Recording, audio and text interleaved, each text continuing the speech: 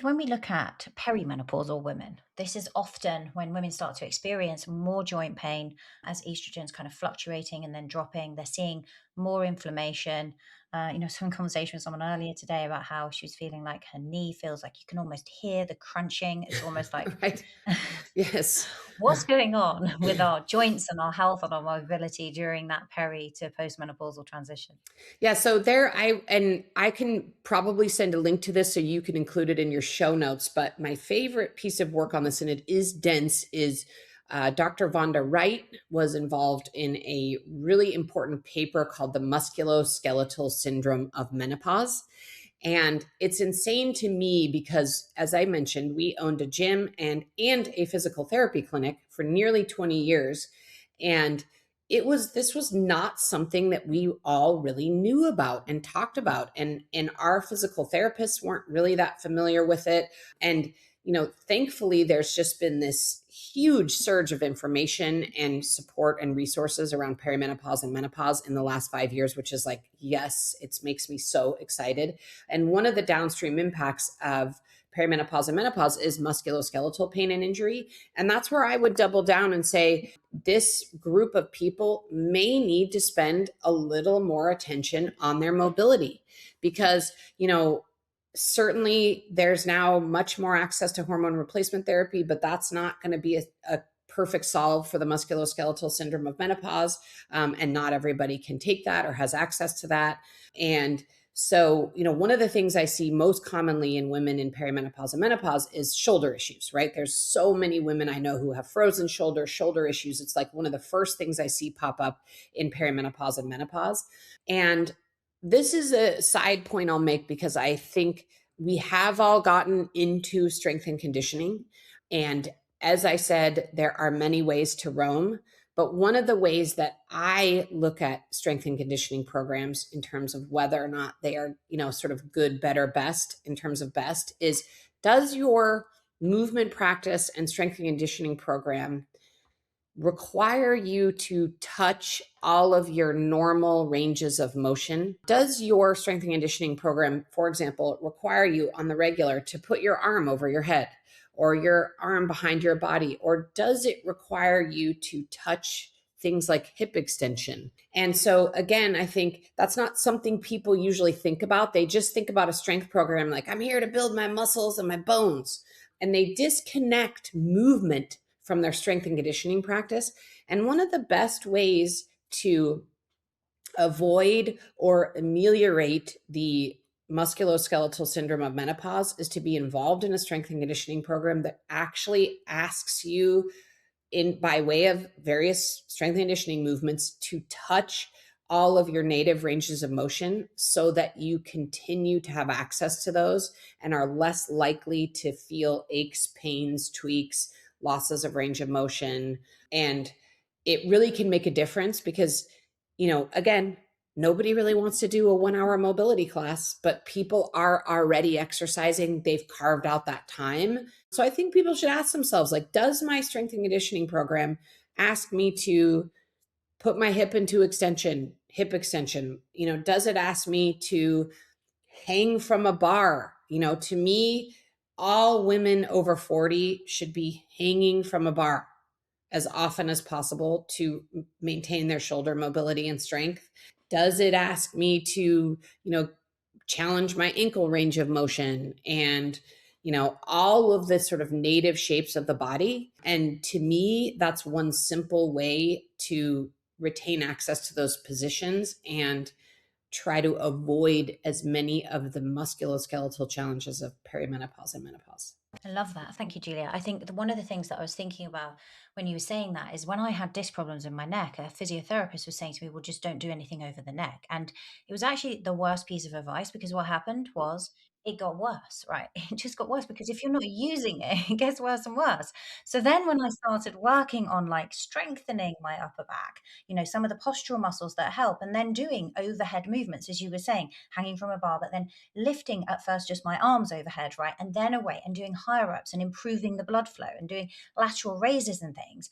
I got stronger and stronger. My neck pain went away. And now, I can do very heavy overhead stuff. But when I actually limited the movement, what happened was it was just getting a whole lot worse.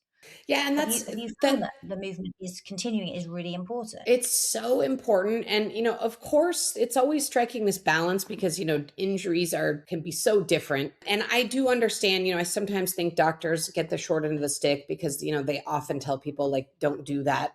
And I understand where they're coming from. They're like, hey, if you're doing a thing that's causing you pain, don't do that thing, right? Like the logic is clear.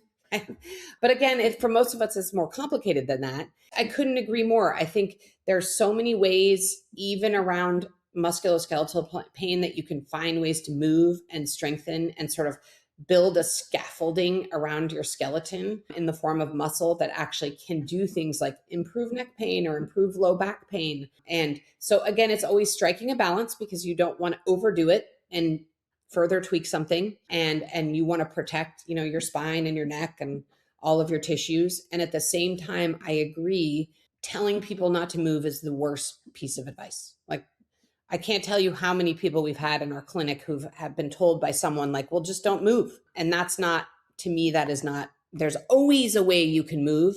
We became experts in 3-limb training at our gym because we always said, I don't care if you have a cast on one leg or, your arm is in a cast or you just had shoulder surgery, like still come to the gym. If you just had shoulder surgery, you can sit on a bike. We love these things called assault bikes. They're those bikes where they have like the arms and the legs. And we tell everyone, like, look, if you've had a surgery of any kind, like, buy one of those or find a gym that has one because you can 3-limb train. You can die on the assault bike 3-limb training. So yeah, I'm never a fan of the stop moving advice. There are so many ways to move and keep moving, even amid physical challenges. And I love how you took this sort of neck pain and realized, actually, if I build up my strength overhead, that I can actually eliminate that and get strong. It's amazing. Thank you. I think it was just getting so much worse that I was like the no, not moving it, not loading it wasn't working. What was really interesting there when you were talking about this three-limbed leg movement is I saw some research around where they were getting people to do, I can't remember if it was a leg extension or what exercise it was, but it was only on one limb. So they weren't doing both legs. But then they saw hypertrophy in both legs. So there's kind of some systemic benefits as well, right? By exercising and doing what you can, you're getting systemic benefits across the body. I Which love so that. with injury, we should continue, right? Yeah, I mean, I love that. And I agree with that. Exactly. There's a systemic benefit. And, people get really, I think, unnecessarily worried in strength and conditioning about like imbalances, right? Like we have a woman we run a strength and conditioning program called the Starret system. And we have a woman who's struggling with a shoulder injury right now. And she really she can lift, a heavy dumbbell overhead with her left arm, but not really with her right arm. And so what we've said is, okay, you should still move your shoulder, but you don't want to do it at speed and you want to limit the load. And she was really worried about creating this imbalance. Like, I'm going to have this really jacked left arm and my right arm is going to become atrophied and weird. And, first of all, humans naturally have imbalances, right? Like we're all right-handed or left-handed. We bias certain sides. We really have not seen in, like thousands of patients and people we've worked with in our gyms of like some sort of supposed imbalance really causing problems for people. What does cause problems is not moving. So it is, in our view, always better to move with what you've got than worry about some future imbalance that might be created by training with 3 limbs or lifting heavier on one arm, that kind of thing. Interesting. You mentioned a moment ago about every woman should spend some time doing a dead hang. If we think about someone going to the gym, or even if they've got things at home, right? Maybe they've got the hanging bars in the garden with the kids. What are some like 5 or 6 things that you think we should make sure we're doing every week? Man, okay, so sitting on the floor, I would say that.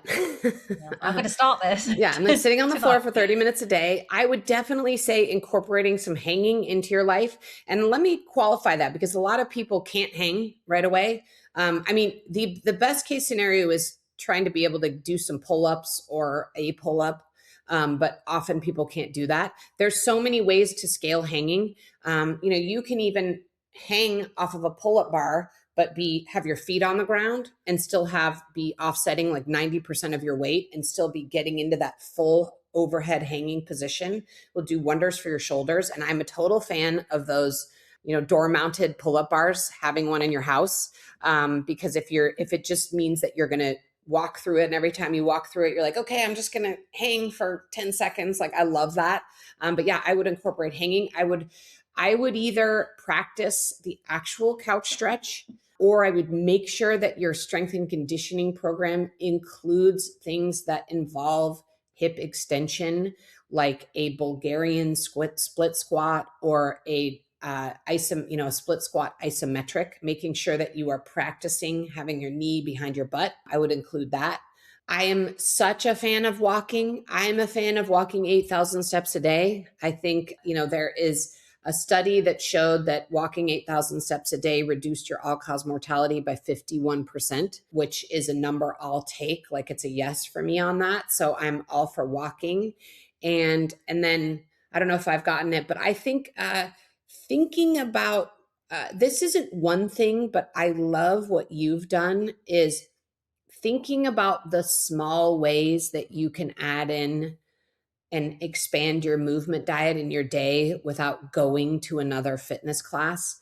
Is that having a really awesome standing desk setup so that you're fidgeting and moving more? Is it making those kinds of choices, like you said, to squat down when you drop something off the ground, or put your shoes on one foot, or stand on one foot while you're brushing your teeth? So that's not really one thing. I think that's sort of like a broad thing of like, think about the micro ways where you can add in movement and sneaky mobility practices into your life that don't involve you doing something more. So those would be the things I would say.